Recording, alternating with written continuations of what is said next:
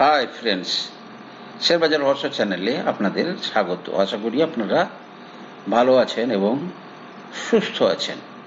Friends, Indian equity markets declined for the second consecutive session on Tuesday, with the Sensex and Nifty trading sharply lower, dragged down by IT and banking stocks. Investor sentiment remained cautious amid worries over US President Donald Trump's push for broad reciprocal tariffs. All major sectors traded in the red. IT, realty, financial, consumer durables dropping from 1% to 3%. Means মার্কেটে হঠাৎ হঠাৎ uncertainty চলে আসছে, যেগুলো কোনোটাই আমাদের কারুর হাতে নেই। ট্যারিফ রিলেটেড একটা গল্প ভাবলাম চলছে, কিন্তু জিওপলিটিক্যাল সিচুয়েশন হঠাৎ করে আবার একটু টেনশন হতে শুরু করেছে। ভালো করেই জানেন যে ডোনাল্ড ট্রাম্প হুতি যে বিদ্রোহী ইয়েমেনের, তারা অ্যাকচুয়ালি রেড সিতে প্রচুর ক্ষয়ক্ষতি করছে। ওপাশ দিয়ে যত ইউএস ইসরায়েলি জাহাজ পণ্য পরিবহন করছে, তাই হুতি বিদ্রোহীকে সহায়তা করতে গিয়ে নিজেরাও ক্ষতিগ্রস্ত হচ্ছে। আমেরিকা আবার ইরানকেও থ্রেট করছে যে আমি তোমাকেও ছাড়বো না, তার সঙ্গে যুদ্ধ করবে। অন্যদিকে পুতিন যেহেতু ইউক্রেন ক্রাইসিসকে সেই অর্থে সলভ করার দিকে তত বেশি সচেষ্ট নয়, সেদিকে আবার পুতিনকেও হুমকি দিচ্ছে যে তোমার উপরে আমি স্যাংশন চাপাবো। যাই হোক, এই সবের মধ্যে আজকে কিন্তু নিফটি 23,166 অর্থাৎ প্রায় 354 পয়েন্ট নিচে ক্লোজিং দিয়েছে। একটা টাইমে ফ্রেন্ডস 100-150 পয়েন্ট অব্দি নিচে ছিল, এবং তারপরে কিন্তু মার্কেট পুরোটা রিকভার করে কিছুক্ষণ পজিটিভেও চলে যায়, কিন্তু তারপরে কিন্তু একদম পুরো কনসেন্ট্রেটেড সেলিং শুরু হয়।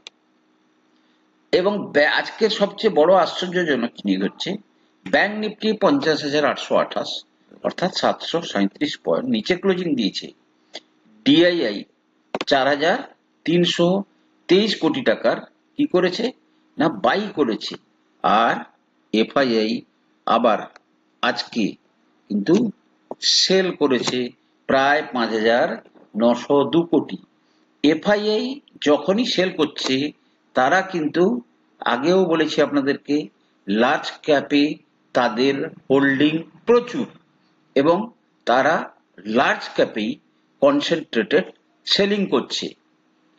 আমি আপনাদেরকে বলেছিলাম যে লার্জ ক্যাপে সেলিং এর জন্য কিন্তু আমাদের যে মার্কেট আপাতত তেমন ভাবে উঠতে পারছে না। তারা কিন্তু লার্জ ক্যাপে সেল করছে এবং মিড ক্যাপ স্মল ক্যাপে বাই করছে। ক্লিয়ার? কারণ আজকে দেখবেন মার্কেট ধরুন 354 মানে প্রায় 1.5% পড়েছে। ব্যাংক নিফটি 737 পয়েন্ট মানে ওখানেও 1.5 পয়েন্ট মানে 1.5% পয়েন্ট পড়েছে। তাহলে সেক্ষেত্রে কিন্তু পোর্টফোলিও যদি দেখা যায়, আজকে কিন্তু পোর্টফোলিও আমার দুটো অ্যাকাউন্টেই কিন্তু গ্রিন, একটাতে ভালো গ্রিন আর একটাতে ছোটখাটো গ্রিন। তো যাই হোক, আজকের যে সেলিং টোটালটাই কিন্তু লার্জ ক্যাপ সেন্ট্রিক ছিল। ক্লিয়ার? কিন্তু আবার দেখবেন এবারের র্যালি লার্জ ক্যাপ কেন্দ্রিকই হবে। এ হচ্ছে বিফোর মার্কেট আপমুভ আর একটা রাউন্ড অফ সেলিং দিচ্ছে। China expresses willingness to import more Indian product to balance trade. Friends, দেখুন, চায়না এবং ইন্ডিয়ার প্রবলেমটা হচ্ছে, ইন্ডিয়া সঙ্গে আমাদের যে ট্রেড, চায়নার সঙ্গে প্রচুর ইমব্যালেন্স। আমরা চায়না থেকে যত জিনিসপত্র কিনি, চায়না তুলনামূলকভাবে আমাদের কাছ থেকে অনেক কম জিনিস কেনে। তাই চায়না এবারে এক্সপ্রেস করেছে যে আমরা ইন্ডিয়ার কাছ থেকে আরো জিনিসপত্র কিনবো, যাতে ট্রেডের মধ্যে একটা ব্যালেন্স আছে। Amidst strained India-China relation and ahead of potential US tariff, bilateral trade reached 101.7 billion in 2023-24 পুরোনোটা with India having a significant deficit. Economic cooperation and diplomatic engagement continue despite past border conflicts. Friends, দেখুন China এটা বুঝতে পারছে India is a large country, developing country, এখানে consumption আছে। তাই আজকে US ট্যারিফকে কেন্দ্র করে তাদের যে সমস্যা, তার সুরাহা কোথায় হবে? ইন্ডিয়াতে হতে পারে, তার প্রোডাক্ট ইন্ডিয়াতে বিক্রি হতে পারে। তাই এবারে ইন্ডিয়াতে আমি সব বিক্রি করব, কিন্তু ইন্ডিয়ার কাছ থেকে আমি যদি বেশি বেশি না কিনি, তাহলে আমাকে ইন্ডিয়া বিক্রি করতে দেবে কেন? সে তার প্রোডাক্টের উপর বেশি ডিউটি লাগিয়ে দেবে। তাই চায়না কিন্তু এই ধরনের একটা ইন্টারেস্ট শো করেছে। অন্যদিকে বিওয়াইডি আপনারা ভালো করেই জানেন, একটা চাইনিজ কোম্পানি, সে হচ্ছে ইলেকট্রিক ভেহিকেল তৈরি করে এবং সবচেয়ে বেশি সারা বিশ্বে ইলেকট্রিক ভেহিকেল বিক্রি করা কোম্পানি হচ্ছে বিওয়াইডি। টেসলা চেয়েও বেশি বিক্রি করে। তারা কিন্তু প্রমিস করেছে 5 মিনিটের মধ্যেই কিন্তু গাড়ি রিচার্জ হয়ে যাবে। যে টেকনোলজি ইউজ করছে তাতে 5 মিনিটে গাড়ি রিচার্জ হবে এবং সেই গাড়ি প্রায় 470 কিলোমিটার পর্যন্ত যেতে পারবে। BYD promises of a 5-minute charge puts it firmly ahead in the EV race, widens gap with Tesla.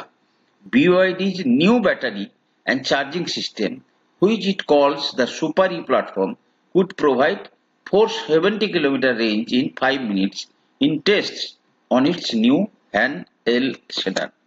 যাই হোক, তাহলে আবার নতুন একটা টেকনোলজি আসছে, যেখানটাতে দেখা যাবে যেভাবে তেল ভরতে যতটা সময় লাগে ততটাই সময় লাগবে কিসে? না, গাড়ি চার্জ করতে। তাহলে কিছুদিন আগে আমাদের ট্রান্সপোর্ট মিনিস্টার নীতিন গডকরি কি বলেছিলেন, যে খুব তাড়াতাড়ি কিন্তু আমরা আমাদের দেশে ইভির কস্ট অনেক কমে যাবে। তারপরে যদি চার্জিং ফ্যাসিলিটি আরো বেটার হয়ে যায়, তাহলে কিন্তু মানুষ ইভির দিকে কিন্তু খুব তাড়াতাড়ি ঝুঁকবে। ফ্রেন্ডস, আজকে আমরা আমাদের তৃতীয় স্টকস নিয়ে আলোচনা করব, search of multibagger stock. Next 5 ইয়ারে আমরা ক্যাপিটালকে 3 গুণ করার ইচ্ছাতে, যার CAGR হচ্ছে 24.57। আজকের কোম্পানিটার মার্কেট ক্যাপ মাত্র 1700 কোটি, পি 33, EPS 30। প্রথমে একটা জিনিস বলি ফ্রেন্ডস, প্রত্যেকটা কোম্পানি গভর্নমেন্টের একটা রুল এসছে, যে কোম্পানি কোনো প্রোডাক্ট তৈরি করবে, তাকে কিন্তু সেই প্রোডাক্টের লাইফ সাইকেল এন্ড হয়ে যাওয়ার পরে তাকে কিন্তু কি করতে হবে? প্রোডাক্টটাকে রিসাইকেল করতে হবে, করার দায়িত্ব নিতে হবে। Extended producer responsibility bill pass হয়েছে। Means that manufacturer and importer, যারা তৈরি করছে বা যারা ইম্পোর্ট করছে, আর responsible for the entire life cycle of their products, including managing their end of life and facilitating recycle. ঠিক আছে? অর্থাৎ আপনাকেই কিন্তু যে এখানে সেখানে ফেলে রাখবেন এরকম ব্যাপারটা নয়, তার কিন্তু পুরো পরমায়ু শেষ হয়ে যাওয়ার পরে তাকে কিন্তু আপনাকেই কিন্তু সবকিছু করতে হবে। তো আজকে আমরা যে কোম্পানিটা নিয়ে চর্চা করছি সেটা হচ্ছে one of the largest recyclers of end of life tyre. Friends, সারা ভারতবর্ষে প্রতিদিন প্রায় 80,000-এর বেশি টায়ার বাদ পড়ছে। এবারে আপনারা বুঝুন যে এই টায়ার যেগুলো বাদ পড়ছে, সেই টায়ারগুলোকে কিন্তু রিইউজেবল করতে গেলে ফার্স্ট রিইউজেবল যখন করা হবে সেখান থেকে কিন্তু 4-5টা জিনিস তৈরি হয় যেগুলো কিন্তু পুনরায় ইন্ডাস্ট্রিতে কাজে লাগে, নাম্বার 1। নাম্বার 2, যারা এই কোম্পানি মানে যে কোম্পানি এই সমস্ত জিনিস তৈরি করে তারা সবাই এন্ড অফ লাইফের পরে এই টায়ারগুলোকে তো নষ্ট করতে পারবে না। তারা কি করে, তখন এই যে কোম্পানি টায়ার নষ্ট করছে বা টায়ারকে রিসাইকেল করছে তাদের কাছ থেকে সার্টিফিকেট কেনে যে আমরা এত হাজার টায়ার রিসাইকেল করেছি, এবং সেই সার্টিফিকেটটা কিন্তু তাদেরকে পার টায়ার হিসাবে বিক্রি করা হয়। অর্থাৎ যারা রিসাইকেল করে তারা কিন্তু একটা টাকা পায়। তাহলে এক, ইপিআর এর থ্রু দিয়ে তারা একটা টাকা পায়, প্লাস রিসাইকেল করার পরে যে সমস্ত প্রোডাক্ট বেরোয় সেগুলোকে বিক্রি করে তারা টাকা পায়। Company স্পেশালাইজেস in recycling wash tires to manufacture value-added products, including crump rubber modified bitumen, polymer modified bitumen emulsion, reclaimer rubber, ultrafine crump rubber compound and cut wire shot। এবারে এই যে প্রোডাক্ট গুলো কোথায় ইউজ হয়? ফার্স্ট, রোড কনস্ট্রাকশন, বিটুমিন মানে বুঝতে পেরেছেন, road কনস্ট্রাকশনের কাজে বিটুমিন ব্যবহার হয়। দ্বিতীয়ত, পুনরায় টায়ার ম্যানুফ্যাকচারিং করার জন্য, পুনরায় টায়ারকে ম্যানুফ্যাকচার করার জন্য এই সমস্ত প্রোডাক্ট ইউজ হয়। তৃতীয়ত, অটো পার্টস ইন্ডাস্ট্রিতে লাগে। যে কোম্পানিটার কথা বলছি এটা কিন্তু এশিয়ার ওয়ান অফ দ্য লার্জেস্ট কিন্তু মানে টায়ার রিসাইকেলার। এবারে এদের ক্লায়েন্ট কে কে? MRF, Apollo, TVS Srichakra, CEAT, JK tyres, IOCL, Mangalore refinery, Hyundai construction equipment,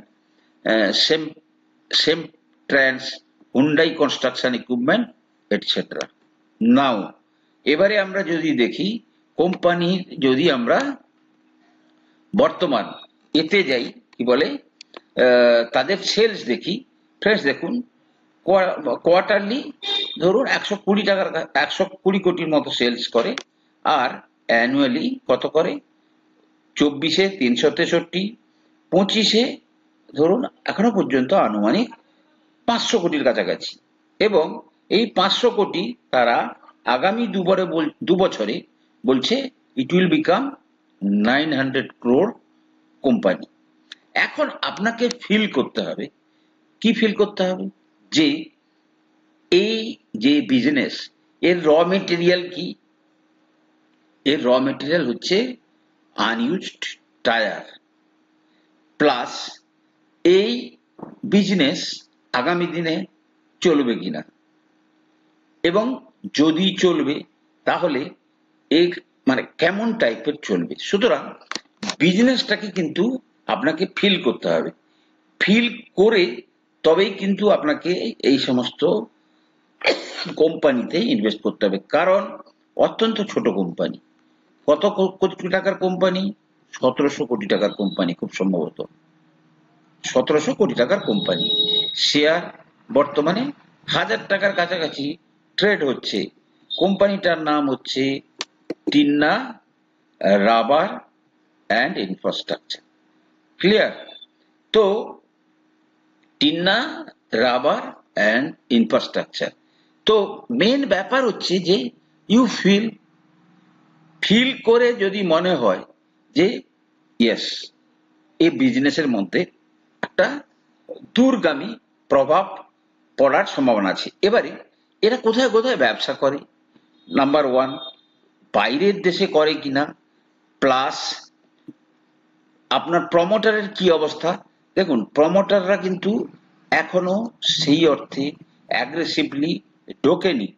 যেদিন প্রমোটার ঢুকতে শুরু করবে তারা কিন্তু তখন কিন্তু সিচুয়েশনটা অন্যরকম হয়ে যাবে। প্রমোটাররা কিন্তু দেখে, আর এফআইআই ডিআই কিন্তু দেখছে। প্রমোটার কিন্তু 71% মাল ধরে রেখেছে, অল্প বিস্তর বিক্রি করেছে, বাট নট দ্যাট মাচ। তাহলে প্রমোটার ঠিক আছে। যদি ব্যালেন্স শিট দেখেন যে 136 কোটির রিজার্ভ আছে, দেনা আছে 116 কোটি। আর কোম্পানি কোথায় কোথায় বিজনেস করছে, যে সারা বিশ্ব জুড়ে করছে কি শুধু দেশে করছে? দেখুন, ইন্টারন্যাশনাল কে কোথায় export two UAE, Saudi Arabia, Sri Lanka, GCC and African countries. Means তারা সারা বিশ্ব জুড়ে ব্যবসা করছে।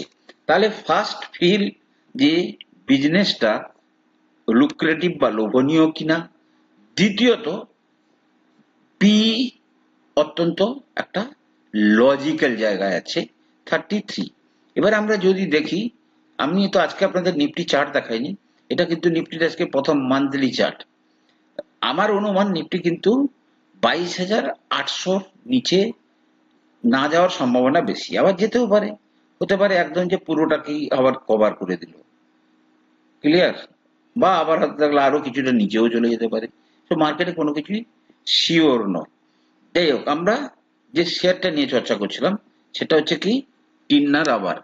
টিন্না রাবার কিন্তু আজকের মার্কেটেও সে কিন্তু উপরে ছিল, প্রায় 10%-এর কাছাকাছি। আজকে প্রথম দিন হ্যাঁ 8%-এর কাছাকাছি কিন্তু ওপরে ছিল। যথেষ্ট কারেক্ট হয়েছে, একটা টাইমে শেয়ারটা 2100-2200 পর্যন্ত চলে গেছিল।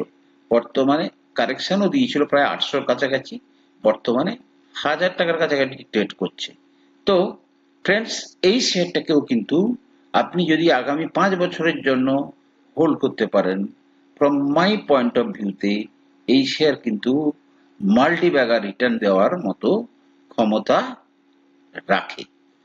তো ফ্রেন্ডস, আমি কোনো সেবি রেজিস্টার্ড অ্যানালিস্ট নই। কোনো শেয়ারই কেনা বা বিক্রির আগে আপনারা কিন্তু আপনাদের ফাইন্যান্সিয়াল অ্যাডভাইসারের পরামর্শ নিয়ে কিন্তু শেয়ারে কেনা বা বিক্রির সিদ্ধান্ত নেবেন। ভালো থাকুন, সুস্থ থাকুন। ভালো লাগলে চ্যানেলটাকে সাবস্ক্রাইব করুন, লাইক করুন, কমেন্ট করুন। কথা হবে পরে।